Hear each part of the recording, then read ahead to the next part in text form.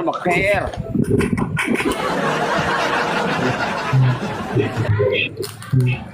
Haul Solo berkurang 60%. Itu tandanya udah banyak yang sadar. Kalau menurut data sih semua keseluruhan seluruh Indonesia 75% Muhyiddin sudah sadar. Cuman yang 25 dari 75 yang 25% itu masih nggak enak. Masa dari lahir jadi cucu pas mau panen jadi mantan cucu, kan kasihan. Mungkin jadi para Muhyiddin menghargailah, kasihan. Lagi pula kan lagi banyak duitnya, mereka banyak duitnya, jadi perlahan aja, pelan-pelan. Belahan tapi pasti ya. Pasti dong. Ya, ini kan nasab mulia. Ini kan nasab mulia yang tersambung ke Rasulullah.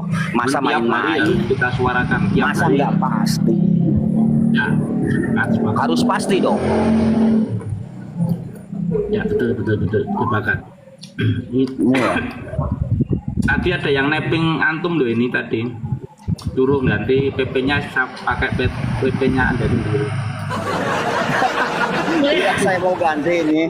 Cuman nyari yang cocok dulu. Kalau nama kan nggak bisa ganti, harus seminggu sekali gantinya. Nggak usah, nggak apa-apa. Yang pakai foto Kiai Haji Imad juga banyak kok. Malah menghujat dan menghina dijadikan lelucon. Nggak apa-apa, biarin ini. Wajah ganteng kok. Kecuali dihina-hina, dicoret-coret baru nggak apa-apa. Yang penting nggak buat nyuri ya, nggak buat kejahatan ya. Nggak apa-apa. Cuma ini kan kalau pakai kan cuma yang pakai lain foto tuh manusia. naik ke Ngaku cucu Nabi aja mereka bodoh amat kok. Iya. Kalau mau naik ke komal Habib gitu ya, belum apa-apa udah diblokir. Kalau pakai foto ini dinaikin dulu saya. Disuruh ngomong sedikit udah ketahuan, baru udah ditendang. Biasanya belum apa-apa udah diblokir. Berarti ini trik juga ya ini ya, keren ya. Terus Kenapa? apa Mas kita? Lanjut 1 menit lagi. Ya begitulah. Yang penting kan kita semua udah tahu mereka itu nggak ada argumen, nggak ada data, cuman framing dan ini mobilisasi umat itu doang sih sebenarnya mah. Jadi kita harus tahu pergerakan mereka, hati-hati aja, sabar, begitulah intinya, sabar. Kita kan membela nasab mulia yang tersambung ke Rasulullah. Hadis saja harus soheh, nasab juga harus soheh, kan sama-sama dari Rasulullah SAW kan. Betul. Begitu Pak. Saya tuh sebelum ke Bang Acong itu saya tuh kangen sama narasinya Bunda Erwinda ini, Pak. Agak panas nanti. Bunda Erwinda, monggo Bunda. Bunda Erwinda, monitor. Orang tak. Ini tuh. Ya duluan. Ini Bunda baru makan malam mungkin. Satu putaran, Bang Acong. Iya, ya, nyambung singkat sedikit yang tadi ya. Yayasan sama lembaga ya. Buku. Ya, jadi dasarnya kayak PBNU itu kan perkumpulan ya, bukan yayasan. Ya. Jadi memang diberikan hak masih di zaman Belanda itu perkumpulan, di mana orang lebih dari 2 mengadakan syarikat untuk maksud-maksud yang tidak dilarang oleh kolonial Belanda saat itu. Ini berlanjut, Kemendagri juga mengeluarkan ya kepada PBNU, mengesahkan secara resminya lagi. Jadi Robita Alawiyah itu kelasnya guild atau paguyuban, sama persis itu dengan paguyuban keluarga besar TP Purwokerto yang kami bentuk. Itu juga disahkan oleh Kemenkumham. Nah, badan hukum ini kan terdiri dari berbagai banyak. Kemudian bagaimana semua yang berbadan hukum itu bisa dibekukan, baik asetnya ataupun orangnya, atau bahkan dibubarkan. Nah, itu tentu ada mekanisme dan prosedurnya. Yang pertama, melanggar konstitusi, Pancasila, dan seterusnya dan seterusnya. Jadi selama tidak ada pemerintah merasa diganggu oleh RA, ya tidak bisa dibubarkan. Lalu bagaimana dengan kaitannya orang yang mengaku-ngaku cucu Nabi? Nah, itu memang belum ada undang-undangnya. Kalau mengaku Nabi ada, mengaku ini itu ada, bisa tuh diseret ke ranah meja hijau. Lalu bagaimana sikap pemerintah? Pada dasarnya menunggu. Jadi persis ini seperti kejadian PKI ya, ketika tertulis dalam koran Suara Rakyat dan Harian Angkatan Bersenjata ya, bahayanya PKI ini. Mereka nggak bisa langsung membubarkan PKI karena besar, dekat dengan presiden, penyusupan di semua lini, bahkan di ketentaraan dan angkatan kepolisian. Waktu itu masih angkatan kepolisian ya. Sama, di ini juga kan ada yang pernah menjabat jadi Watimpres, dan ketika Pilpres juga masanya atau suaranya kan dibutuhkan. Jadi bertahan perlahan-lahan. Nah, paling tinggal keberanian ini. MUI begitu gagah berani macam singa yang mengatakan Gufron adalah sesat ya. Tapi gentleman, Gufron meminta maaf itu. Adakah satu aja dari Balawi meminta maaf? Mereka kan gak merasa salah. Mereka pikir dengan menjadi cucu Nabi bisa berbuat apa saja. Kiai kita aja di bawah telapak kakinya kok, apalagi rakyat biasa kan gitu ya. Sampai nanti pada titik kulminasinya orang akan melihat ya, kemudian akan menyeret, preteli satu persatu, baik secara paksa atau secara alamiah. Kayak yang menjadi Dewan Pertimbangan Presiden itu kan secara alamiah tergusur. Yang menjadi petinggi di NU ternyata digusur, ya kan? Ini dengan cara yang keras, walaupun tidak keras banget. Mana MUI ketika melihat bahwasanya ini banyak sekali sekte, ini sekte yang bertentangan dengan Al-Quran dan Al-Hadis, bagaikan kucing meong-meong, nggak segalak dulu kepada Gufron. Nah, ini menjadi catatan sejarah nanti bagi anak cucu kita di depan. Jadi baru masuk nih ke tema ya. Saya ngelihat video-videonya itu memang beda kok. Saya perbandingkan dengan tahun lalu aja, nggak usah dengan 5 tahun yang lalu. Ya, dan masyarakat juga sudah mulai sadar. Jadi namanya itu orang-orang sudah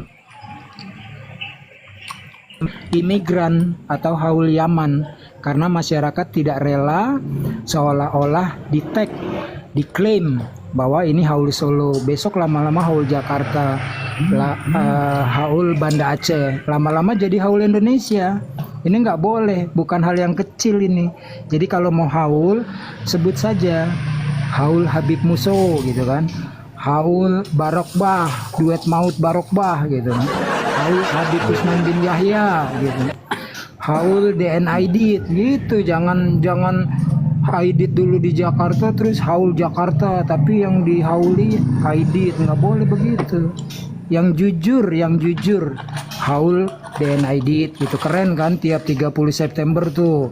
Assalamualaikum. Nah, kesimpulannya dari semua ini, ada nggak orang yang tidak pernah percaya sebelum satu putaran lagi, sebelum geger nasab? Kan banyak orang yang jijik melihat ceramah-ceramah maulid tapi isinya caci maki, kata-kata ragunan, kebun binatang. Banyak orang yang sudah jijik melihat para habib seperti ini, yaitu sebelum geger nasab.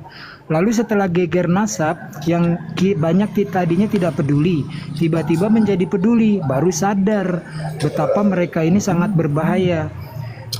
Logis nggak orang yang dari dulunya jijik, orang yang setelah geger nasab menjadi berperhatian tiba-tiba menjadi muhibin. Logis nggak? Nggak bakalan ada. Sebaliknya banyak dari muhibin yang mulai sadar ternyata yang mereka ikuti adalah panutan sesat dan menyesatkan. Udah panas belum host? Standby. Oke. Silakan Gus. Ya, assalamualaikum warahmatullahi wabarakatuh. Waalaikumsalam warahmatullahi wabarakatuh. Kemarin itu ada yang menarasikan di Komal sebelah. Saya tegur, narasinya apa? Narasinya bahwa Robito Alawiyah itu belum terdaftar, begitu katanya.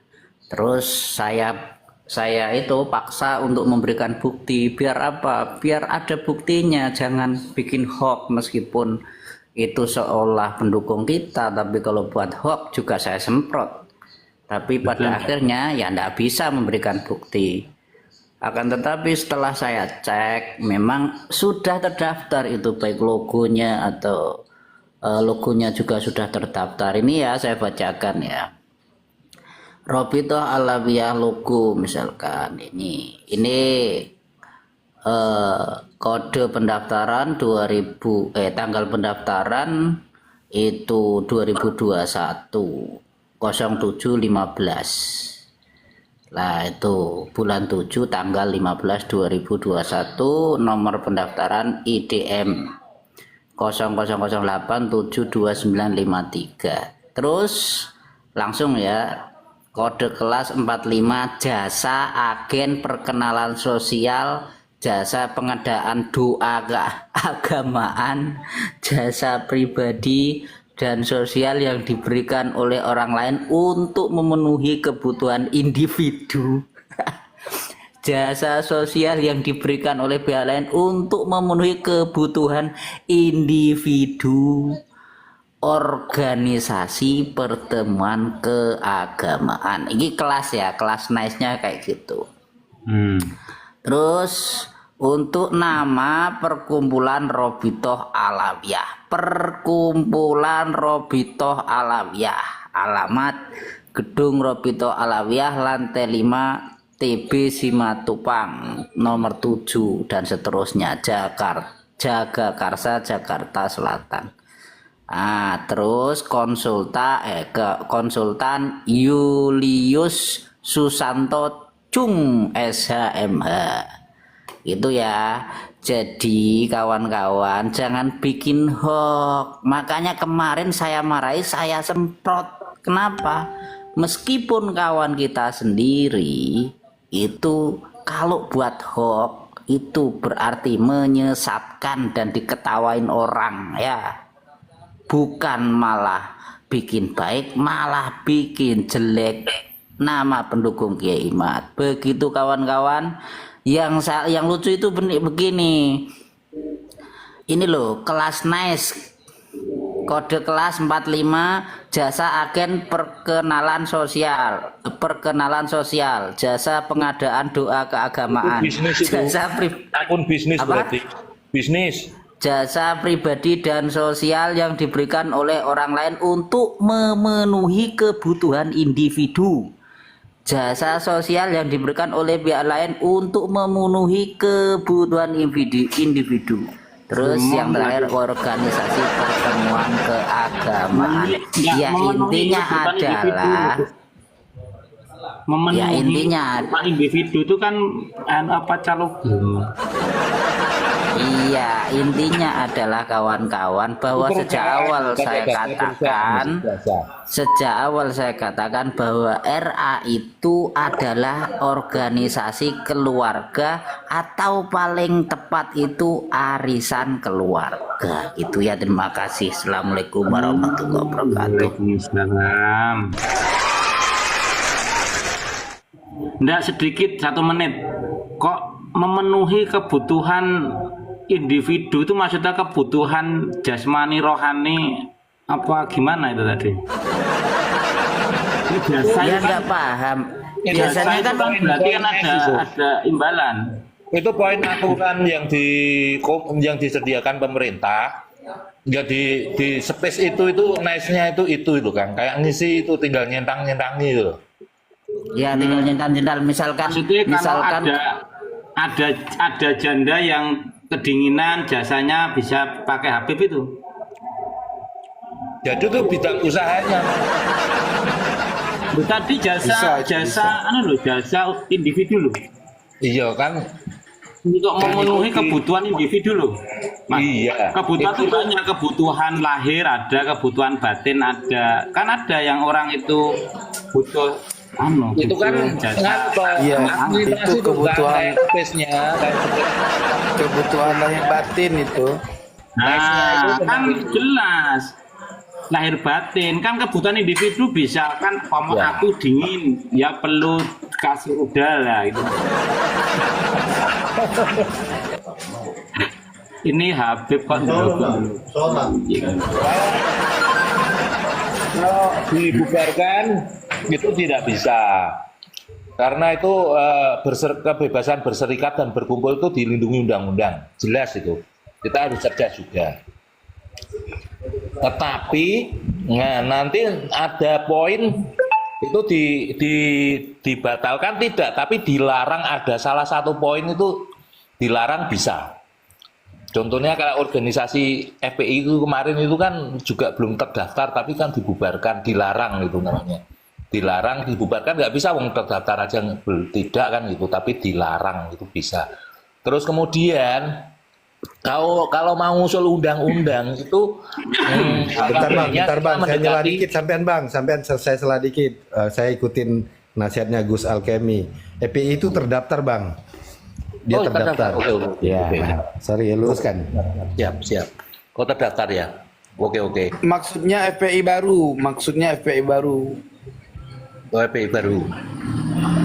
Enggak apa-apa FPI lagi, baru Bang. Maksudnya dia terdaftar, saya terdaftar tapi namanya beda. Kalau dulu Front Pembela Islam, sekarang Forum Pembela Perjuangan. Dulu kan kalau dulu kan namanya Persaudaraan Islam. Ya, Persaudaraan Islam sekarang. Tetap Oke. dia saya.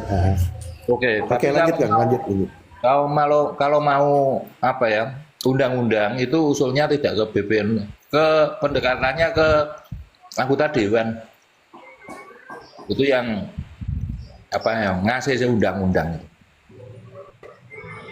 Jadi kalau ada usulan undang-undang pendekatannya ke DPR. Begitu ya. Yo eksekutifnya kudu jalan Thomas. Nah DPR tok ya ora mungkin dibahas. Oh iya, rancangannya dari eksekutif. Ya iya Yang makanya yang didekati Kemendagri toh. Iya. Yang ngesahke itu DPR. Diundangkannya. Ya, jadi gini teman-teman, FPI baru itu Forum Persaudaraan Islam. Sekarang ketuanya itu Habib Muhammad bin Hussein Al-Attas. Nah, kemarin kan beda ya FPI yang dibubarkan kemarin. Ini beda, ya tetap FPI. Cuma ini Forum Persaudaraan Islam. Beda. Lanjut. Coba kita bernarasi ini ada asik, ini ada Kang Acong. Loh, mana orang turun? Kacong di bawah, bagus. dia ngasih porsi satu untuk Mbak Alawi, tadi mau naik Mbak Alawinya, cuman Kang Acong naik, bagus ini. Jadi sepemahaman yang saya tahu gini ya Bang, lembaga itu yang saya tahu ya, ada lembaga pemerintah, ada non pemerintah kan gitu kan. Lembaga pemerintah dia itu berdiri pasti ada perintah undang-undang, pasti begitu. Pasti ada undang-undangnya. Loh, kok turun semua? Kawantara kok turun, mental mungkin. tadi yang mentah Said nih, yang mentah Said. Oke lanjut Gus, Gus silakan. Terus yang non pemerintah itu ya tadi seperti ditanya oleh Said tadi, yayasan itu apakah termasuk lembaga? Poinnya begini, lembaga non pemerintah itu bisa disebut begitu, organisasi itu ya lembaga, bisa dipaguyup. Artinya kan seperti itu. Beda tujuan ya Gus, beda tujuan ya. Yayasan itu lebih fokus kepada bantuan. Kalau lembaga dan organisasi itu kepada tujuan. Bedanya seperti itu. Ya, nah itu yang membedakannya itu antara lembaga pemerintah dan non pemerintah begitu Ya, kan. betul. Nah terkait dengan non pemerintah ini, kalau kita katakan kenapa MUI tidak bisa membubarkan Robito? Loh, mereka tuh setara statusnya, ya kan? Keberadaan mereka tuh setara, kecuali kalau Kementerian Agama udah punya kewenangan di situ. Itu Betul. persoalannya di situ. Jadi kalau misalkan MUI mau membubarkan, MUI tidak punya hak untuk membuat fatwa hukum. Dalam konteks hal ini menyatakan satu pendapat hukum bahwasanya Anda ini melanggar dihukum, tidak bisa begitu. MUI lebih kepada kalau melakukan ini haram gitu. Nah ini yang menjadi artinya maksudnya begini. Dalam penjelasan fatwa, MUI itu tidak bisa memerintah orang tidak melakukan itu, nanti kalau melakukan itu akan dipidana. Tidak begitu cara kerja MUI itu. Nah ini yang menjadi persoalannya. Kalaulah ini berhubungan dengan hukum, sepertinya MUI tidak bisa harus mendegradasi membubarkan Robito, itu tidak bisa karena kedudukan mereka itu setara gitu. Kalaulah ini disebutkan lembaga ataupun organisasi ataupun apa, yang pastinya mereka semua itu di bawah kewenangan Kementerian Kementerian Menkumham dalam hal untuk pengurusan izin-izinnya gitu. Itu yang saya pahami, monggo silakan dikoreksi. Akan tetapi melalui Kementerian Agama itu punya kewenangan untuk istilahnya membuat satu rujukan, satu peraturan, larangan itu Kementerian Agama itu masih bisa relevan. Karena putusan dia itu memiliki unsur memiliki hukum gitu loh. Keputusan dia itu memiliki